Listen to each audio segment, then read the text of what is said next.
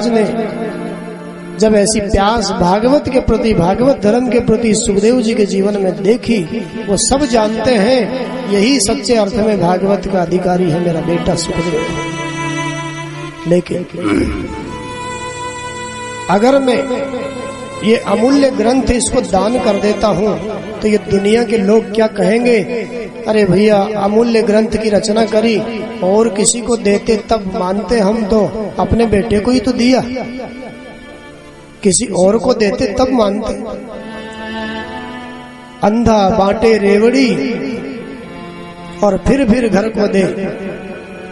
व्यास जी महाराज ने मन में सोचा, मैं तो जानता हूँ मेरे बेटे ने काम और क्रोध को जीता है, लेकिन दुनिया जान जावे, इसलिए जनक महाराज के यहाँ समाचार भेज दिया, मेरा बेटा सुखदेव आपके यहाँ आ रहा है, आप उसकी काम और क्रोध की परीक्षा ले लेना, और परीक्षा ऐसी वैसी मत लेना, अच्छी तरीके से लेना। सारी दुनिया को पता लगना चाहिए कि मेरे बेटे ने काम और क्रोध को जीता है, तभी मैं इस भागवत का दान इसको करूंगा। व्यास जी ने जनक जी महाराज के पास समाचार भिजवा दिया। जनक जी महाराज ने परीक्षा की व्यवस्था कर रखी है पहले से। द्वारपालों ने जाकर के कहा, व्यास नंदन सुखदेव आपसे वेदांत पढ़ने आए हैं महाराज। जनक महाराज तो सब जानते हैं, मैं सुखदेव को क्या वेदांत पढ़ाऊंगा, वह तो स्वयं ही वेदांत का स्वरूप है, लेकिन फिर भी व्यास जी की आज्ञा है। द्वारपालों से जनक जी महाराज ने कह दिया, जाओ सुखदेव को कह दो अभी मुझे 5 दिन समय नहीं है, अगर उसको मुझसे पढ़ना है तो 5 दिन द्वार पर खड़ा रहे, और 5 दिन के बाद जब समय मिलेगा मुझे तब जाकर के मैं उसको वेदांत का अध्ययन करवाऊंगा। सुखदेव जी महाराज का जीवन चरित्र ऐसा है, वास्तव में क्रोध को जीता है। 1 दिन हुआ, 2 दिन हुए, 3 दिन हुए, 4 दिन हुए, 5 दिन हो गए, क्रोध की एक लकीर भी उनके चेहरे पर कहीं दिखाई नहीं देती है। द्वारपालों को बुलाकर के पूछा जनक महाराज ने, देखो जाकर के देखो, सुखदेव के चेहरे पर एक मामूली सी लकीर भी क्रोध की दिखाई दे जाए ना तो उसको वापस लौटा देना। लेकिन द्वारपालों ने तो हाथ जोड़ करके कहा, महाराज क्या बताऊं उस बालक के लिए, 5 दिन पहले जिस मुस्कुराहट के साथ में आया था, जिस प्रसन्नता के साथ में, आज 5 दिन के बाद में भी वही की वही मुस्कुराहट, वही की वही प्रसन्नता उसके चेहरे पर दिखाई देती है। महाराज जनक महाराज ने कहा, अगर ऐसी बात है तो जाओ आदर के साथ में लेकर के आओ, आदर के साथ में लेकर के आओ। जनक महाराज ने मोहर लगा दी, सुखदेव जी ने क्रोध को जीता। काम को जीतने के लिए महारानी को आदेश कर रखा है, अंतपुर में ऐसी व्यवस्था करो, रनिवास में कामिनी स्त्रियां विराजमान हैं, रनिवास में झूले पड़े हुए हैं, कोई पान का बीड़ा देती है सुखदेव जी को, कोई झूला झुलाती है, कोई आलिंगन करती है। महारानी से जनक महाराज ने समाचार पूछा। इस सब के बाद में सुखदेव के जीवन में कोई हलचल, महारानी ने आकर के जनक महाराज को रिपोर्ट दी, महाराज सुखदेव का जीवन तो ऐसा लगता है जब से रनिवास में गया है उसको अपनी देह का भान नहीं है, ऐसा लगता है जैसे कोई मिट्टी की मूर्ति बैठी हुई है। क्या तरह तरह के प्रयास करने के बाद में भी सुखदेव के भीतर जीवन में कोई हलचल किसी तरह की नहीं है।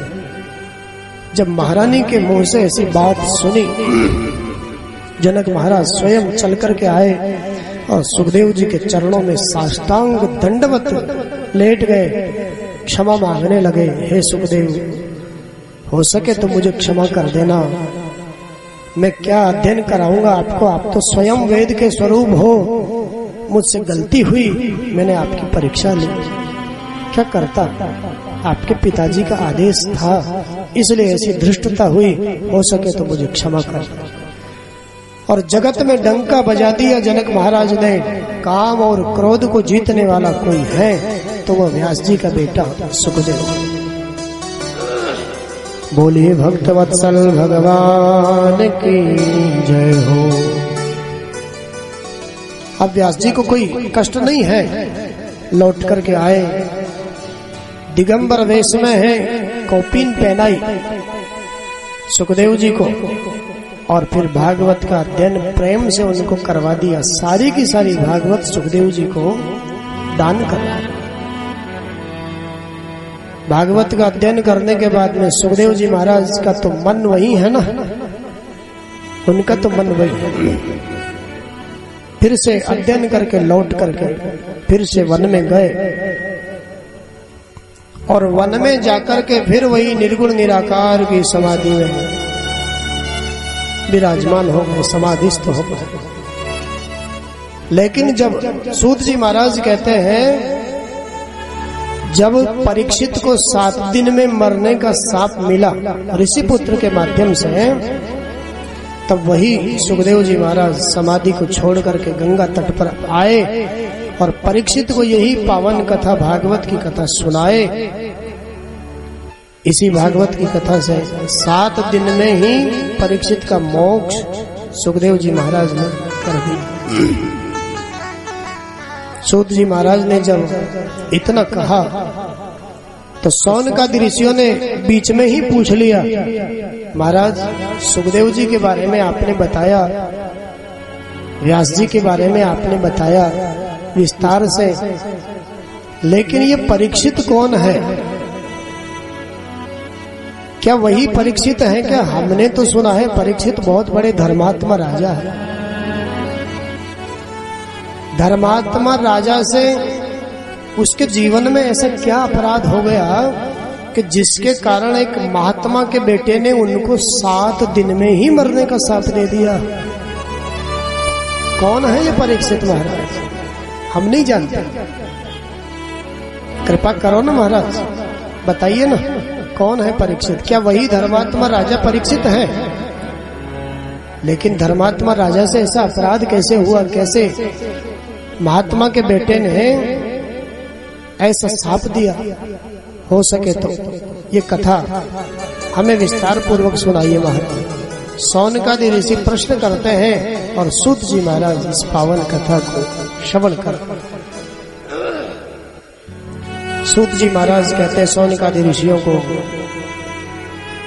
भैया वैसे परीक्षित की कथा, जन्म की कथा को सुनाना मैं जरूरी नहीं समझता, लेकिन फिर भी मैं जरूर सुनाऊंगा परीक्षित के जन्म की कथा। क्यों? क्योंकि परीक्षित भगवान के ऐसे भक्त हैं, ऐसे भक्त हैं, परीक्षित की कथा से ही भगवान की कथा का उदय होता है। जिस भक्त की कथा से परमात्मा की कथा का उदय हो, वो भक्त कोई साधारण भक्त नहीं होता। इसलिए मैं जरूर सुनाऊंगा उस परमात्मा की कथा, लेकिन उससे पहले 2 मिनट भगवान का नाम संकीर्तन हमें करना पड़ेगा। उसके बाद फिर ये पावन कथा।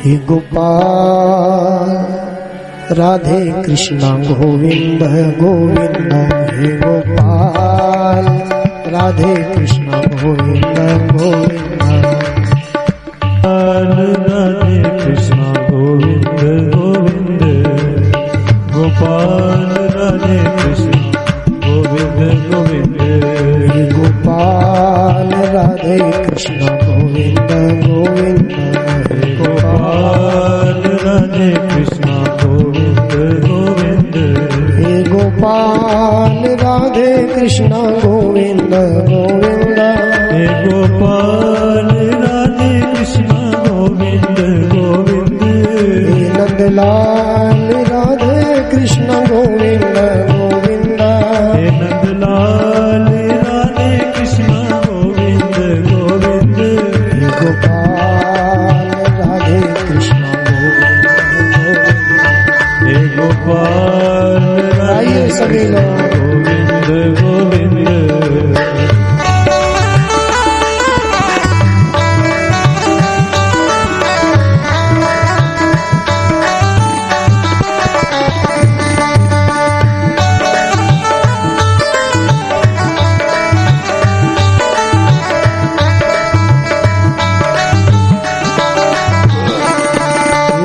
गोपाल राधे कृष्ण गोविंद गोविंद।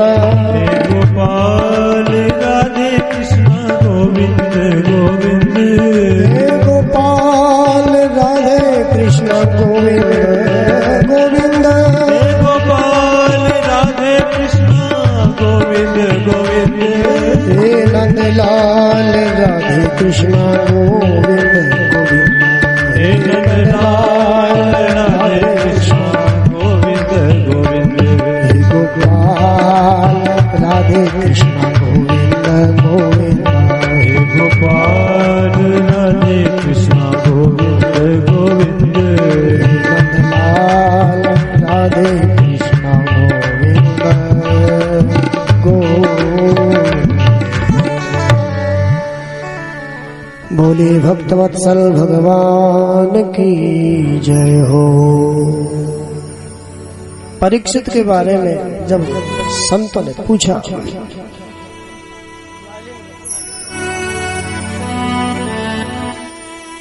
तो सूत जी महाराज ने कहा, वैसे मैं परीक्षित के जन्म की कथा सुनाना उचित नहीं समझता, लेकिन सुनाऊंगा, क्योंकि परीक्षित जिस कुल में पैदा हुआ है वो कुल ही धन्य है। परमात्मा के भक्त हैं परीक्षित महाराज। सो कुल धन्य उमा, वो कुल ही धन्य हो जाता है। भगवान शंकर माता पार्वती से कहते हैं, हे उमा सो कुल धन्य उमा, जगत पूज्य सुपुनीत, श्री रघुवीर परायण, जहि नर उपज विनीत।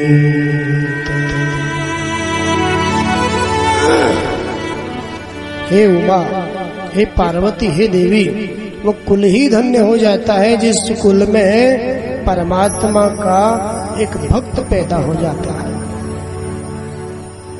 आज परीक्षित के बारे में बताया और कहा, थोड़ा प्रसंग को सूत जी महाभारत की तरफ ले जाए। भागवत की कथा में है 3-4 दिन की कथा, 3 दिन की कथा, ऐसी सिंहावलोकनी कथा है। कभी प्रसंग महाभारत में जाता है, कभी फिर लौट करके आ जाता है, लेकिन चौथे दिन से फिर क्रम से है। जब से कृष्ण कथा आ जाती है ना, वहां से क्रम शुरू हो जाता है। तो कहते हैं सूत जी महाराज, बात उस समय की है ऋषियों, महाभारत का युद्ध लगभग पूर्णता की हो। एक एक करके सारे के सारे कौरव मारे गए, क्योंकि अधर्म का साथ दिया ना कौरवों ने। एक एक करके सारे कौरव मारे गए। कौरवों में केवल दुर्योधन बचा। दुर्योधन की जंघा को भी भीमसेन की गदा ने तोड़ दिया है। रणभूमि में पड़ा अपनी अंतिम श्वासें गिन रहा है दुर्योधन, अंतिम श्वासें गिन रहा। उसी समय गुरु द्रोणाचार्य जी का बेटा अश्वत्थामा आया और अश्वत्थामा ने जब दुर्योधन की दशा देखी, मुकुट कहीं गिरा पड़ा हुआ, अपने राजा की दशा देखी,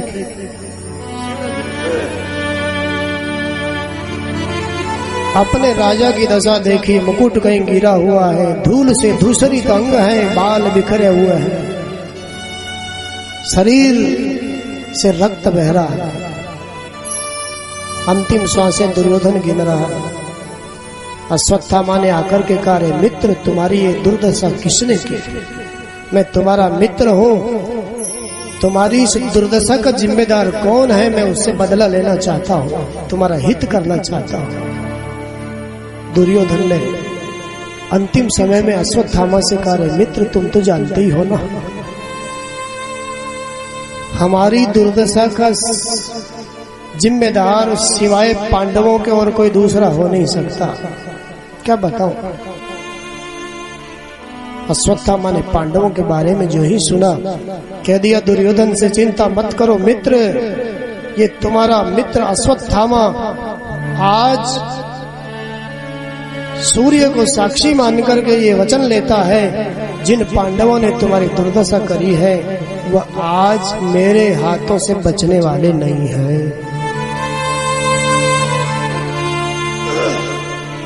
अश्वत्थामा ने ऐसी प्रतिज्ञा कर, और जहां पांडवों का शिविर लगा हुआ है, आज रात को पांडवों को मारने के लिए आया, लेकिन अश्वत्थामा को नहीं मालूम, अश्वत्थामा को नहीं मालूम।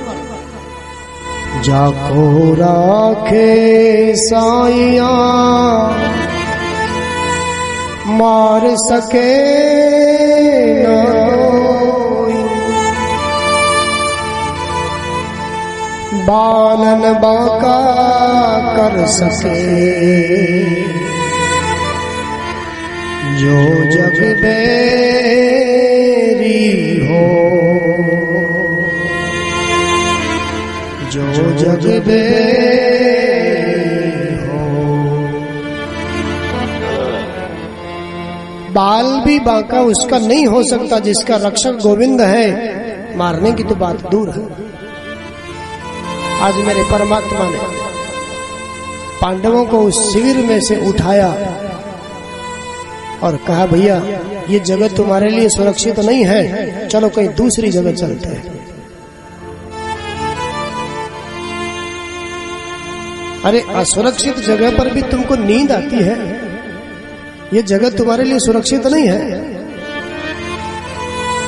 पांडवों ने कहा हे गोविंद, हमने तो अपनी सुरक्षा का भार सब आपके चरणों पर सौंप दिया है, अब हमें अपनी चिंता ही नहीं है, हम तो आपके भरोसे हैं, आपके भरोसे हैं हम, हमें कोई चिंता नहीं है। हे गोविंद, बनेगी तो तुम्हारी, बिगड़ेगी तो तुम्हारी।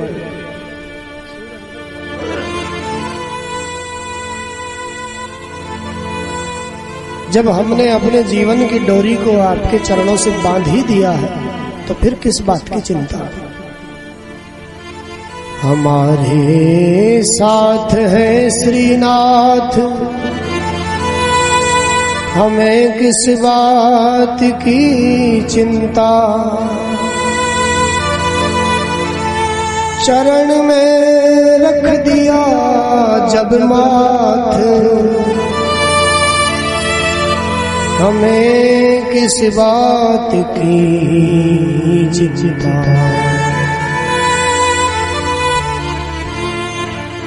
हे गोविंद, अपने जीवन की डोर को हमने आपके चरणों से बांध दिया है, हमने सारी जिम्मेदारी, सारे बोझ को आपको सौंप दिया है, तो अब तो हम तान दुपट्टा सोएंगे ही ना। भगवान ने फिर भी उनको वहां से उठाया, दूसरे सुरक्षित स्थान पर उनको ले गए। लेकिन पांडवों के जैसे ही दिखने वाले उनके 5 बेटे, द्रौपदी के 5 बेटे, प्रमादवश भगवान की बात को सुन नहीं पाए और उस शिविर में ही प्रमाद के वशीभूत होकर के वहीं सोते रहे। अश्वत्थामा की प्रतिज्ञा, रात का घना अंधेरा, अपने मित्र का हित करने के लिए जल्दी जल्दी अश्वत्थामा आया और पांडु पुत्रों को ही, द्रौपदी के 5 पुत्रों को ही पांडव समझ लिया। अपने मित्र की शाबाशी प्राप्त करने के लिए 5 का सिर धड़ से अलग कर दिया और प्रमाण के लिए 5 का सिर भी साथ में लेकर के आया। कभी कभी हमें किसी की शाबाशी पानी होती है ना, वाहवाही पाने के लिए हम विचार नहीं करते कि हम कौन सा अपराध करने जा रहे हैं।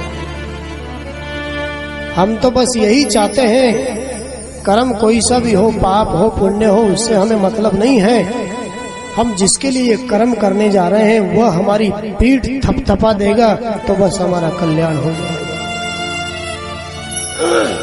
झूठी शाबाशी को पाने के लिए हम जघन्य अपराध करने से भी नहीं चूकते। अश्वत्थामा आया, प्रातःकाल हो चुका था तब तक। हे मेरे मित्र दुर्योधन, मैंने तुम्हारे शत्रुओं का आज अंत कर दिया। दुर्योधन को तो विश्वास ही नहीं हुआ, पांडवों का अंत करना कोई हंसी खेल नहीं है। प्रमाण के लिए जब बालकों के सिर अश्वत्थामा लेकर के आया, अपने झोले में से निकाला बालकों के सिरों को। अश्वत्थामा ने जो ही सिर निकाल करके दुर्योधन के हाथ में दिए, दुर्योधन स्पर्श करते देखते पहचान गया, ओहो अरे अश्वत्थामा, ये पांडव नहीं, ये द्रौपदी के 5 पुत्र हैं, पांडवों के पुत्र हैं। भैया बड़ी भूल हुई, मैंने तो आज तक तुझे अपना मित्र समझा था, लेकिन आज पता चला तू मित्र नहीं है, तू तो मेरा बहुत बड़ा शत्रु है। ये कैसी मित्रता, तूने तो हमारे खानदान के दीपकों को ही बुझा दिया। मैंने तो पांडवों को मारने के लिए कहा था। रे भैया तू नहीं जानता, शायद पांडवों का और हमारा वंश एक ही है, हम भाई भाई हैं। वो पांडु महाराज के पुत्र हैं इसलिए पांडव कहलाए, बाकी हमारा वंश तो कुरु वंश है। आज अंतिम समय में दुर्योधन का कठोर हृदय भी पिघल गया इस करुणा को देखकर। और इतनी ग्लानि हुई दुर्योधन को, उस रणभूमि में पड़े पड़े पड़े उसके प्राण पखेर उड़ गए, खानदान के दीपक ही बुझ गए। पांडवों का अंत हो जाता, ये बालक जीवित रहते तो कम से कम वंश तो आगे चलता। कौरवों में तो कोई बचा नहीं था, ये 5 बालक ही तो हमारे वंश को आगे लेकर के जाने वाले थे। दुर्योधन को इतनी ग्लानि हुई, प्राण पखेर उड़ गए।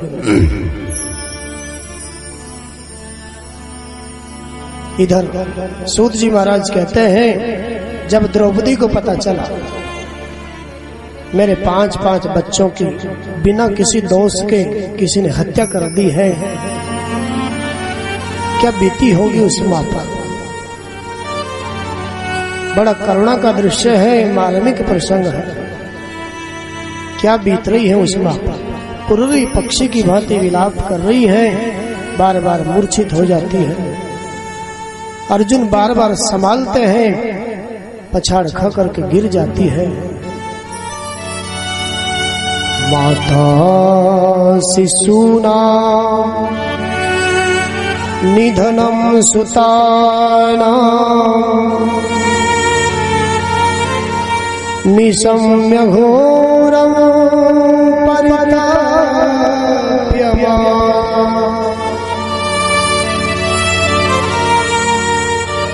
तदा रुदद्वाष्पकला कुलाक्षे तां सान्त्वयन्ना किरीटमाली। बार बार अर्जुन होश में लाते हैं द्रौपदी को। जब भी होश में आती है, आंखों से अश्रुधारा बह रही है और एक ही बात कहती है, आखिर मेरे बच्चों ने किसी का क्या बिगाड़ा था, क्यों कर दी किसी ने मेरे 5 बच्चों की, निर्दोष बच्चों की हत्या क्यों कर दी। बार बार अर्जुन संभालते हैं, देवी धीरज रखो, जो होने वाला था वो हो गया, लेकिन मैं तुम्हारे सामने प्रतिज्ञा करता हूं अपने इस गांडीव धनुष को उठा करके तुम्हारे बच्चों का हत्यारा चाहे कोई भी क्यों न हो, आकाश पाताल धरती कहीं भी क्यों न छुपा हो, लेकिन मेरे गांडीव धनुष से वो बचने वाला है। ऐसी प्रतिज्ञा कर ली अर्जुन।